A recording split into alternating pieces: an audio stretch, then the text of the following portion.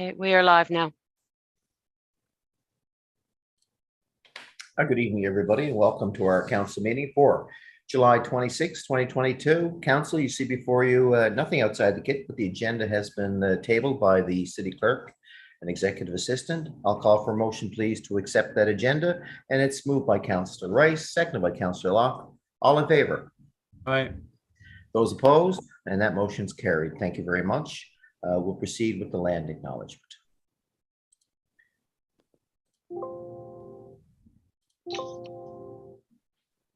We begin today's public council meeting by respectfully acknowledging the province of Newfoundland and Labrador as the ancestral homelands of many diverse populations of Indigenous peoples, including the Beothuk, who have contributed to 9,000 years of history on the island of Newfoundland.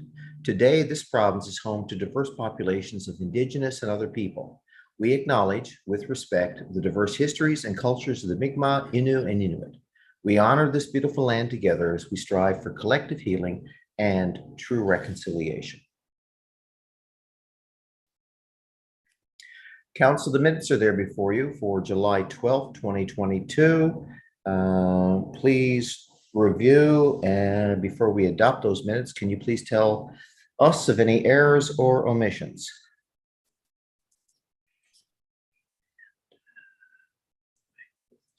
Hearing none, on a motion from Councillor Lane, seconded by Councillor Fry, we adopt those minutes. All in favor? Aye. Those opposed? Motion carried. Any business arising, please, and quote the item number.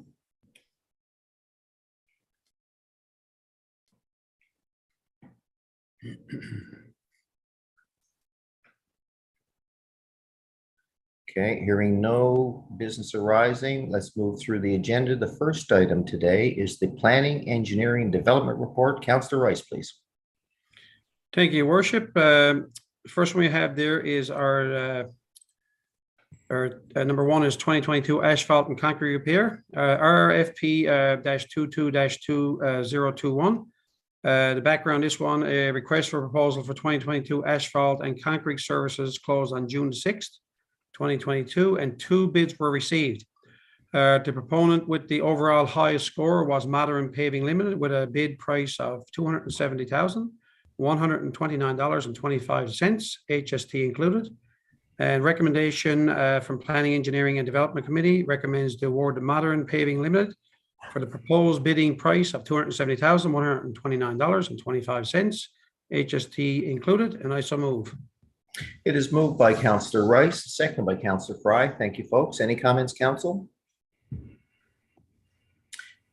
No questions. I'm going to move to the motion. All in favor? Aye. Contraminded? Motion carried. Back to you. Okay, number 2, Your Worship, is building and occupancy permit listing from July the 11th till July the 22nd, 2022. So the Planning and Engineering Development Committee recommends that the building permit issue for the period of July 11th to July the 22nd, 2022, showing a total construction value of $17,550 be approved, and further that the occupancy permit list be accepted as presented. You can see those in your kit there for the commercial side and residential, and also our occupancy permits, and I so move. Councillor Rice has moved the building, construction, residential, commercial, and occupancy permits, seconded by Councillor Fry. Council, any questions? Hearing none, I'll call the motion. All in favor? Aye. Those opposed? Motion carried. Okay, Your Worship, I'll pass it over to Councillor Fry, please. Thank you, Councillor Rice. I'm going to provide you guys with some capital projects updates. So first on our list this evening is the Park Avenue asphalt renewal. And as residents know, we've been doing some work on the asphalt on Park Avenue, which needed to be done. But we also need to do bridge work, and that's going to start in within the next 1 or 2 weeks. Of course, it's all weather dependent, and we've been having lovely weather. This is going to cause some disruption because it is an entrance to the city, but it needs to be done. So we're going to be getting that done with as little disruption as possible. Smallwood Drive asphalt renewal, we're preparing for concrete work as well as asphalt work, and that's taking place over the next week. Again, that is underway, and it's good to see because of the ruts in that road. Good to see them fixed. Our smart accessible playground, the topsoil, grading, and concrete walkways are complete, and the playground structures are anticipated to arrive next week, which we're all really excited about. The pedestrian underpass, we're waiting on an updated traffic control plan from the contractor. And the asphalt and concrete that was just awarded, the work is anticipated to start within 1 to 2 weeks. And that's it for our committee report this evening, Your Worship. Thank you, Councillor Fry and Councillor Rice. I'm going to, and the Deputy Mayor, thank you for coming, is just joining us. I'm going to switch, however, in the agenda to the Recreation Community Safety Report and then circle back to Corporate Services and Public Works. Councillor Antle. Just a question. I got a question on the last oh, please. Just on the bridge update there, Councillor Fry. It says it's going to start 1 to 2 weeks. How long is that going to last? Will that be done within a week, or is it going to take a considerable amount of time?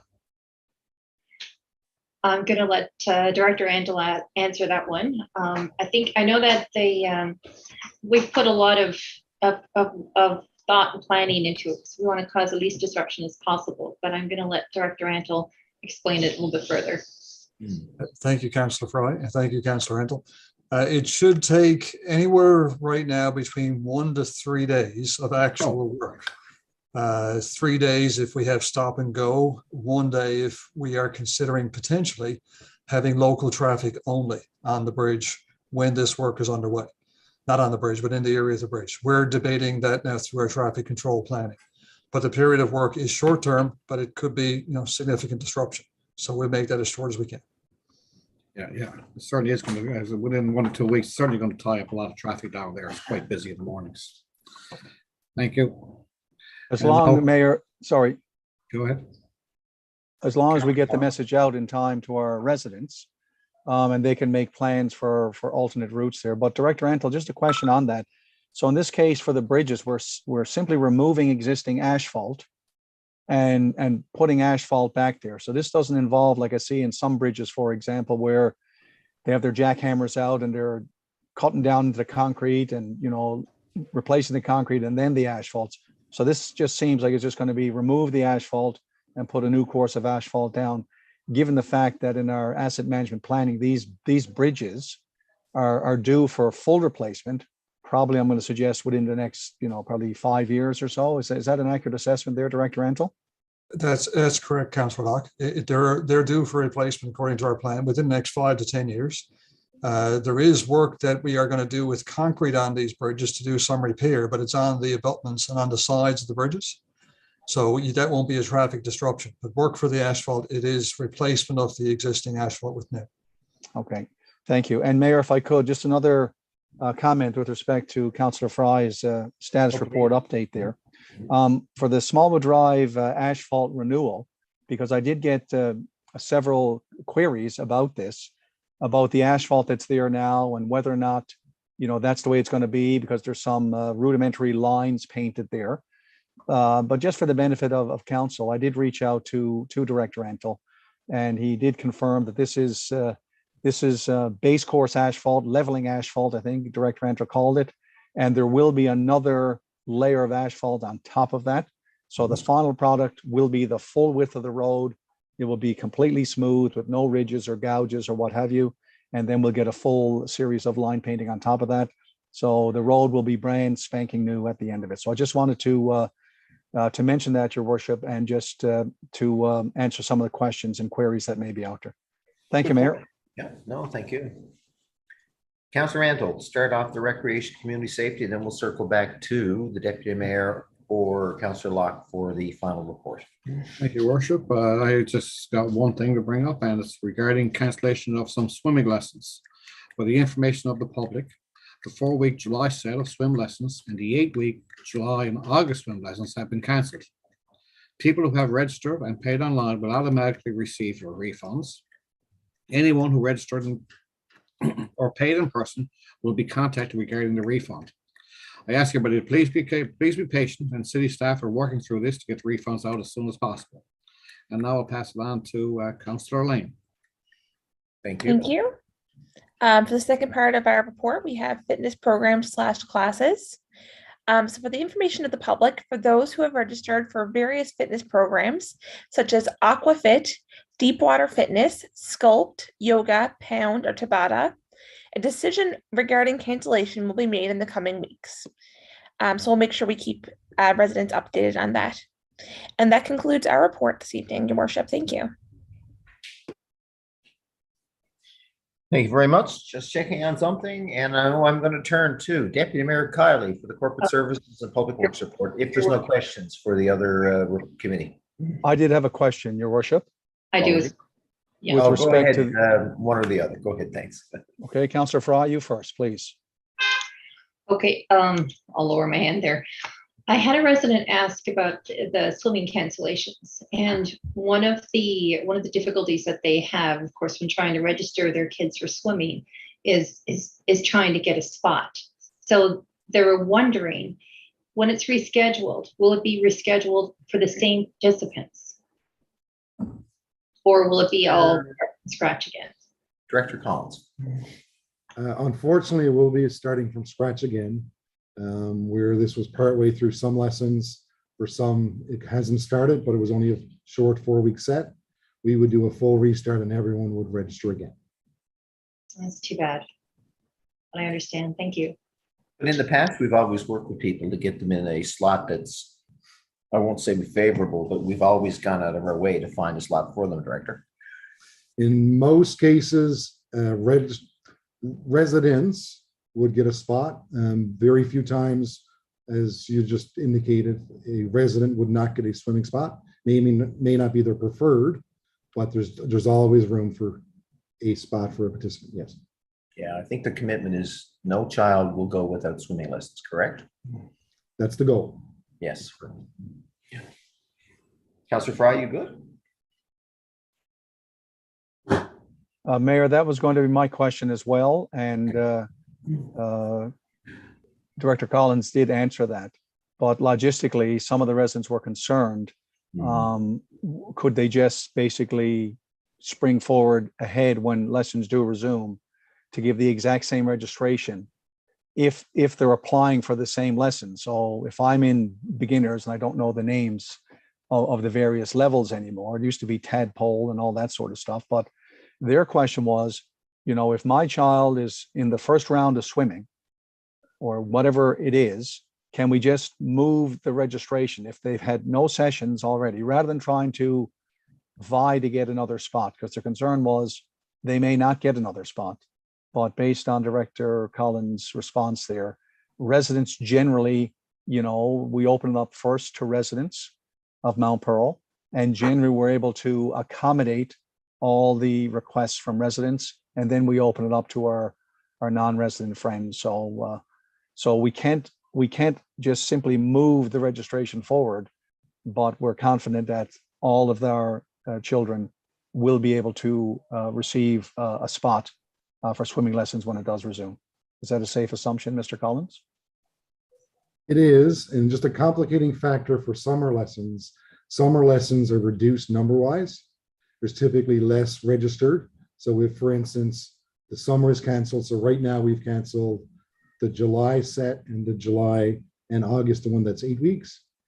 If this, for instance, if the next set of lessons starts in September, people's schedules are totally changed. So it might work for 20% of the people, but when it comes to school and fall and everything else, it would be, for many people, it wouldn't work. So it's best, we feel, to just start from scratch and people would register again.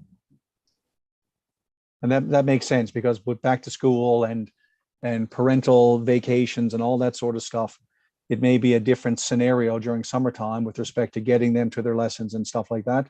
So I understand the rationale for going back to open registration with the confidence that residents should be able to receive, a spot for lessons. Okay, thank you, Mayor. Thank you, Director.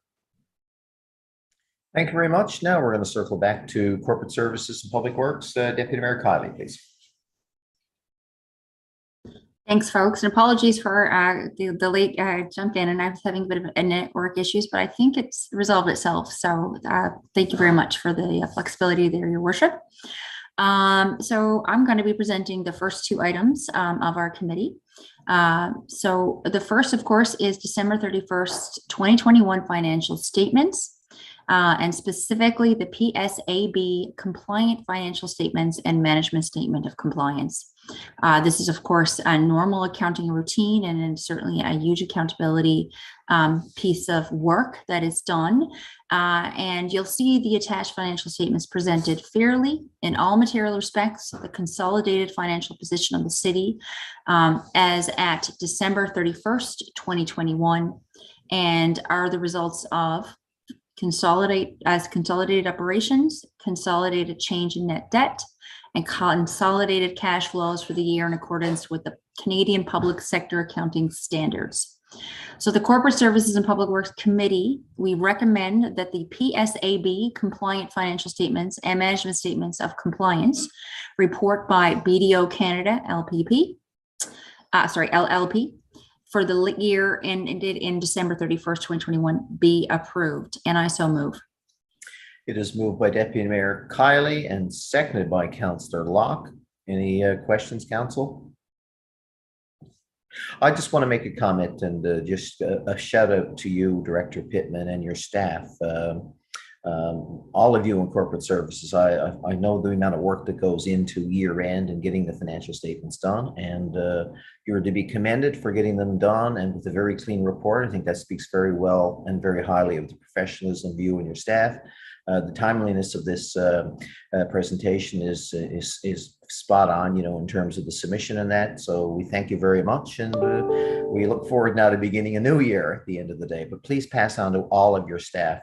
Thanks for the good work on behalf of the mayor and council. We're really proud of the work that's done here, and we're glad we can get on and start focusing more and more on 2022. So thanks again. Do you have any comment, CAO?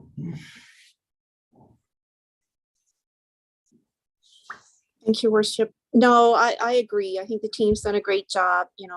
There's been some challenges, both technically and otherwise, but it's a clean financial audit, which is always great. And as you said, it just speaks to the checks and balances and all the proper controls we have in place.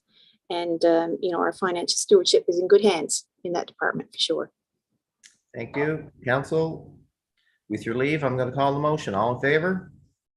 Aye. And those opposed, and the PSAB statements have been adopted. Thank you, Deputy Mayor. Thank you, Your Worship.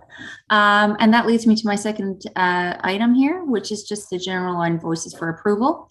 And the committee recommends, as you can see, there's 5 items slated here in the agenda kit, that the following invoices be approved at payment. And of course, they're listed there with regards to the name, but also a small description on the bottom.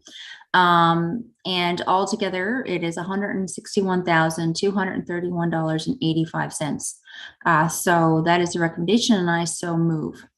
Moved by the Deputy Mayor, seconded by Councillor Locke. Council, do Mayor, you have questions? Yes, please. Mayor, if I could, just a note there that in one of the invoices, there's an error that's listed there for $13,675 for the UTV trail groomer. And it's listed there as purchased from St. John's Transportation Commission. However, the vendor was the Shop Industrial Incorporated.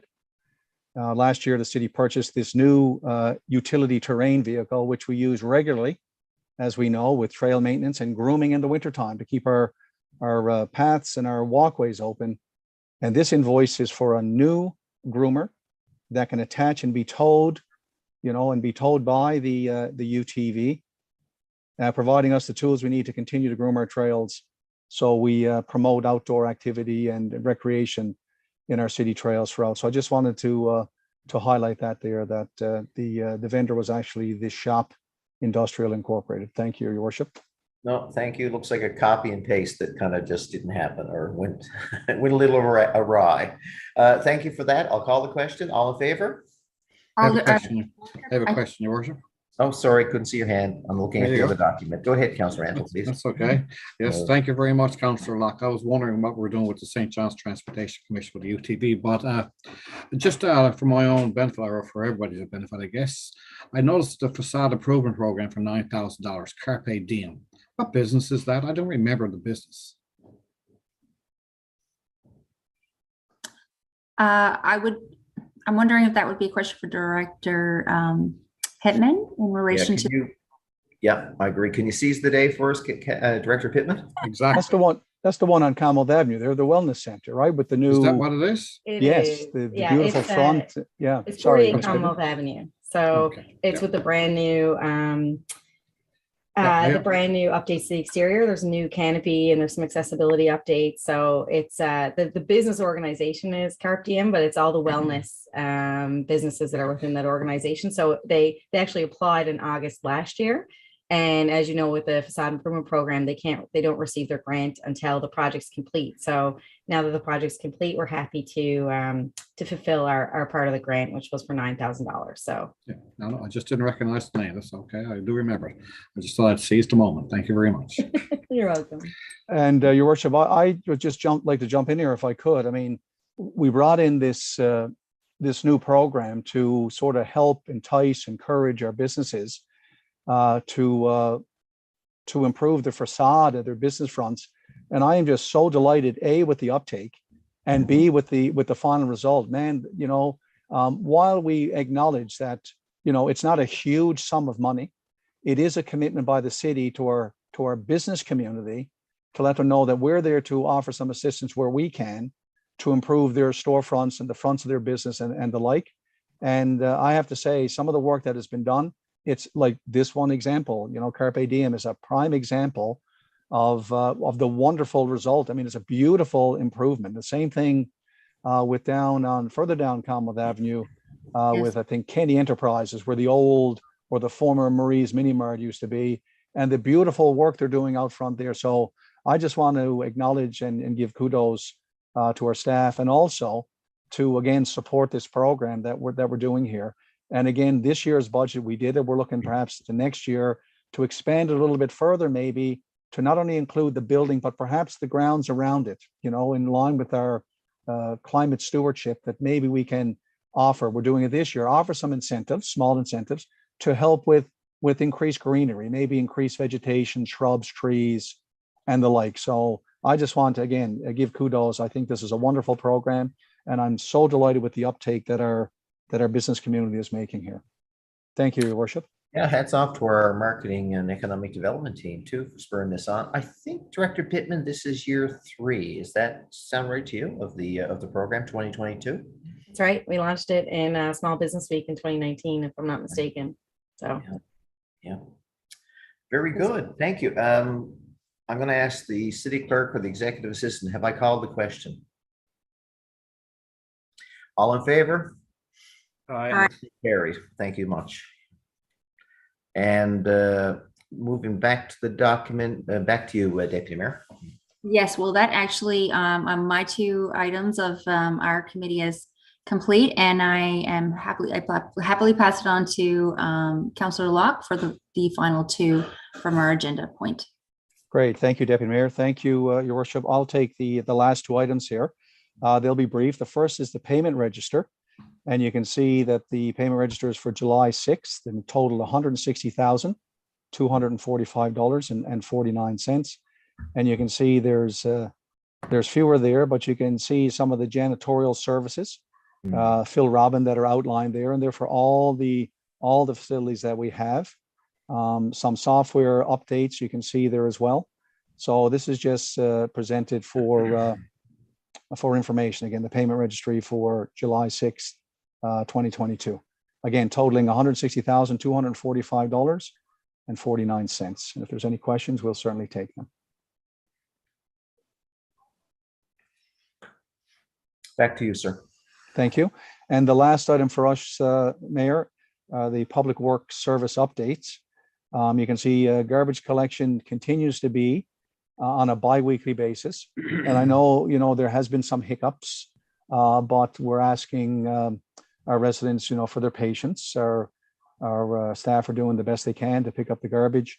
And, in my case, the garbage was picked up very efficiently, and it took about anywhere from 7 to 8 seconds for the truck to stop and take the bin and carry on. So we're going to, continue with that. We do understand that we haven't yet picked up recyclables, but we are looking at options for that going forward. because again, we'd like to offer opportunities for residents to deposit their recycling so as to keep it out of our landfill. So there's plans for that. Just to note that our parks and our playgrounds are open. Our sports fields are continually being mowed, and they are ready for any programming that may wish to proceed there. The trails and the parks, litter collection has been ongoing.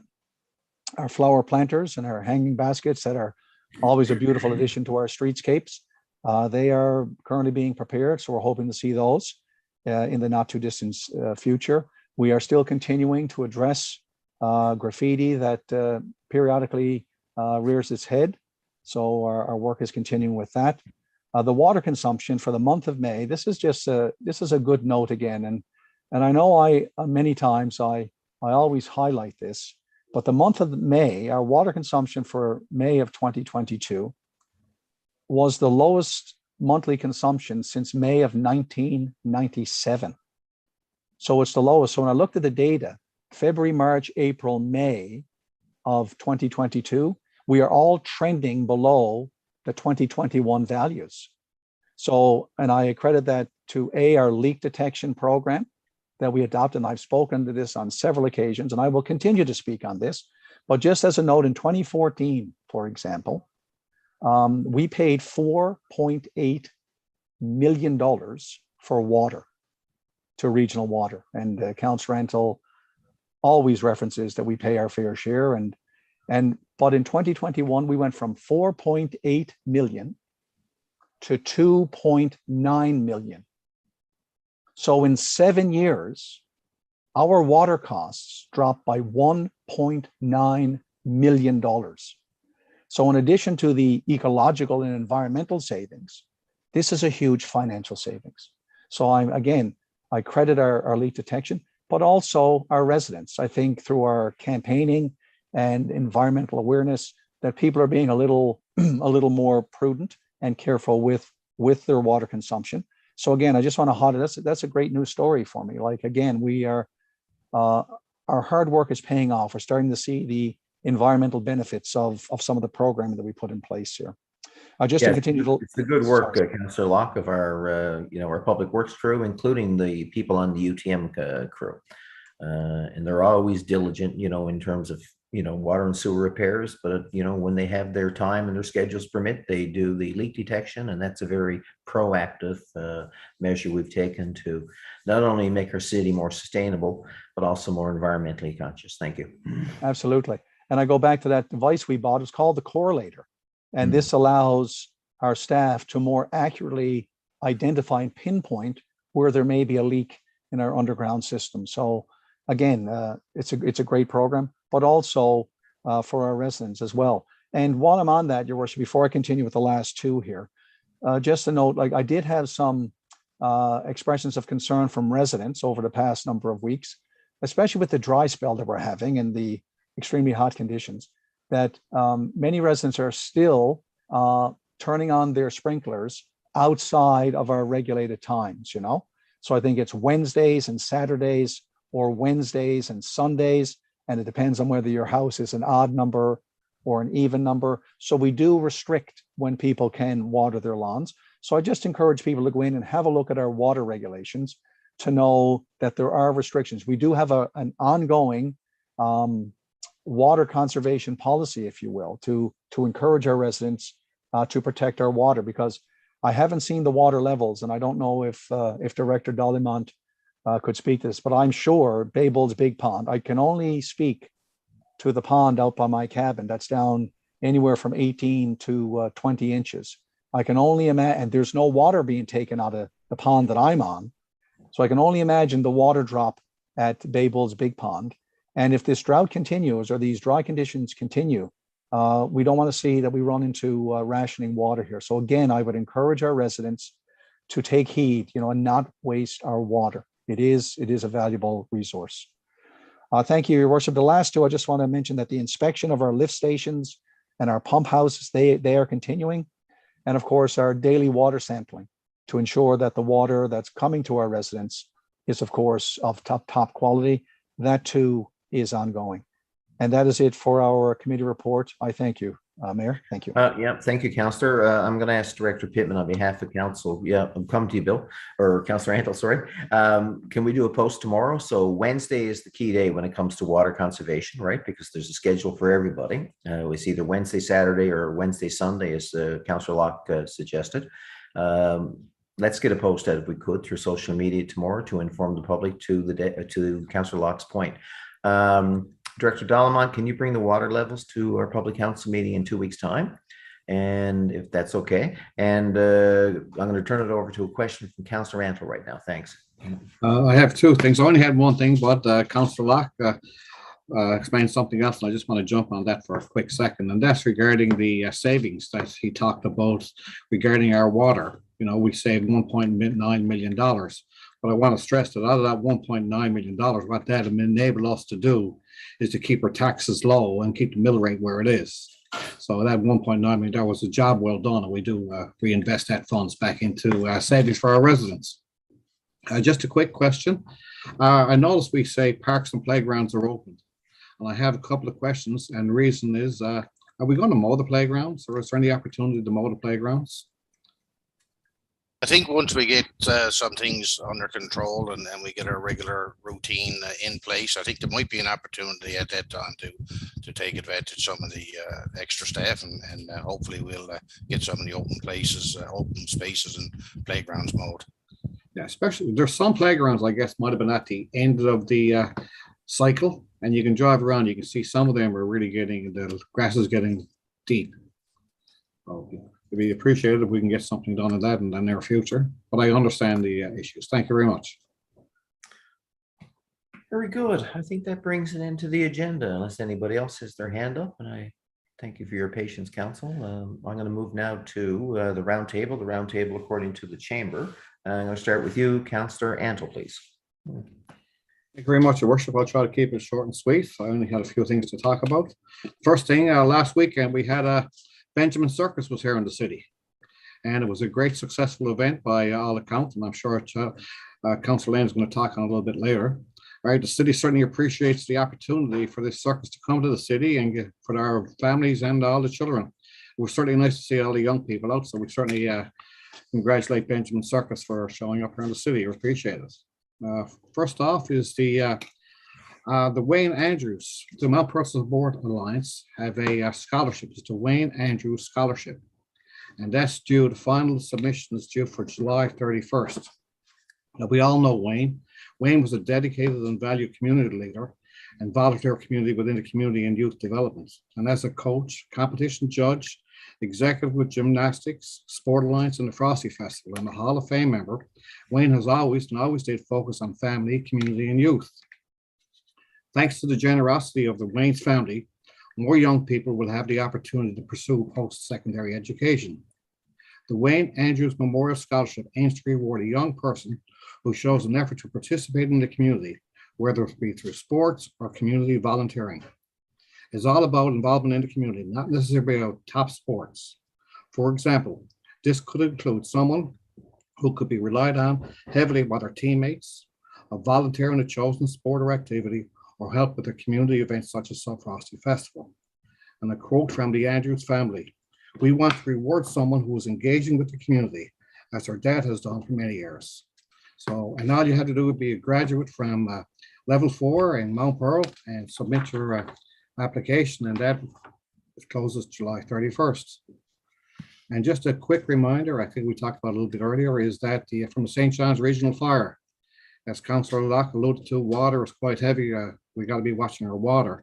And this is a gentle reminder to all citizens, there's a fire ban currently in effect. And yes, that includes all open fires, such as, in fire pits and chimneys.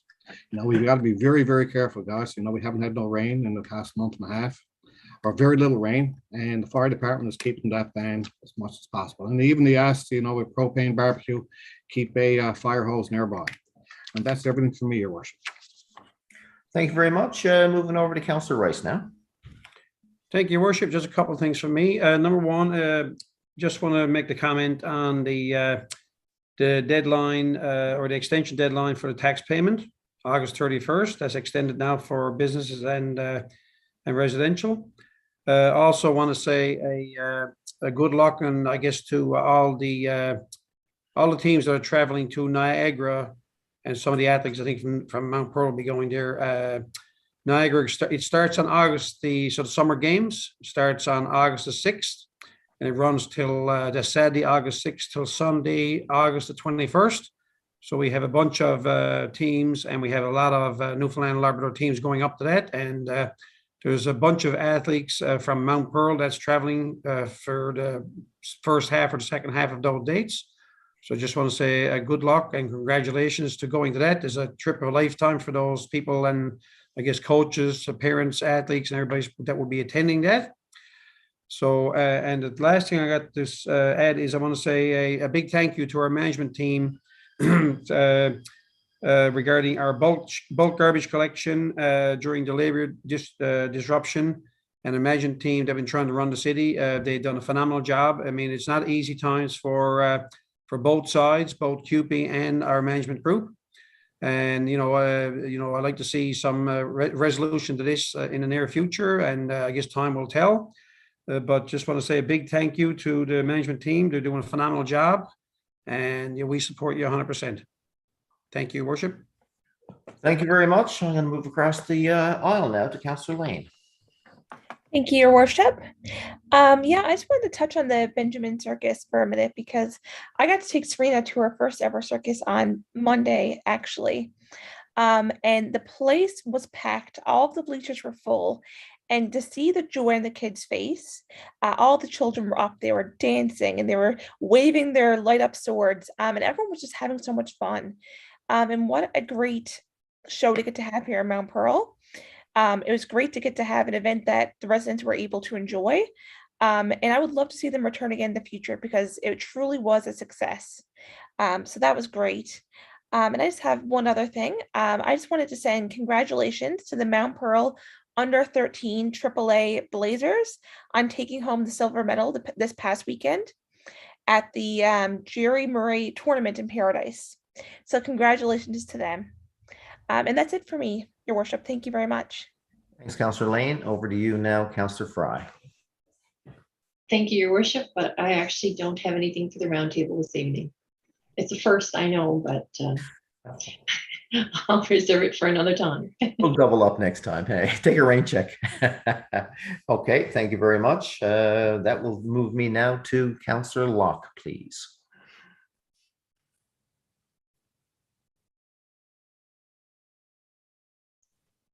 Sorry, Your Worship, trying to find the mute button there.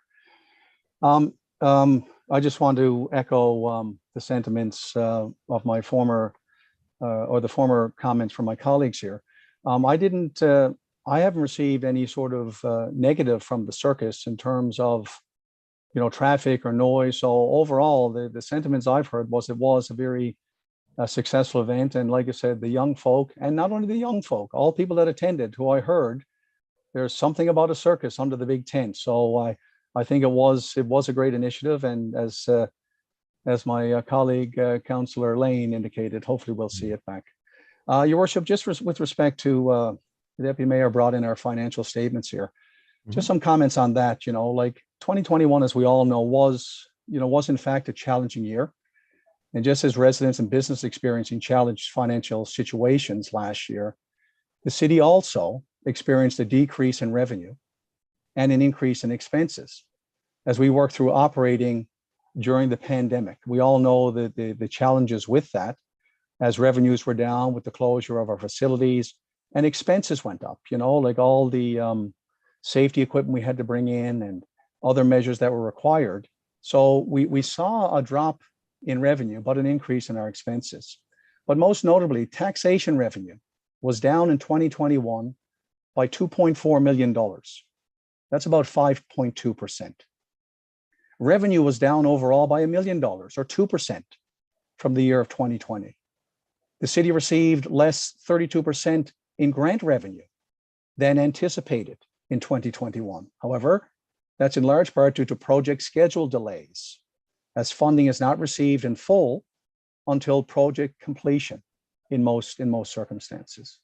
Expenses were up in 2021 by 3.6% overall. which is reflective of, first, the significant COVID-19 shutdown in 2020, and that reduced our overall operating expenditures. An unexpected adjustment of almost $1.1 million from St. John's Regional Fire Department, as Mount Pearl is a partner and shares in the cost of those operations. A significant increase in personnel costs. The city's total personnel costs have increased by 6.4% to $19.4 million in 2021. So as we work to run the operations of the city and maintain the premier services that our city is so well known for and offered to our community, we got to build for the future. And in order to do that, we must take a look at the changing costs of our operation and work to achieve long-term financial sustainability for our community, living within the means of our tax revenue to limit the impact on both our residents and our businesses to the largest extent as possible, to mitigate, future tax increases. We got to focus on economic development and develop ways to welcome new residents as well as new businesses. And we talked about the facade of the project and the wonderful work of our economic development department to attract businesses here.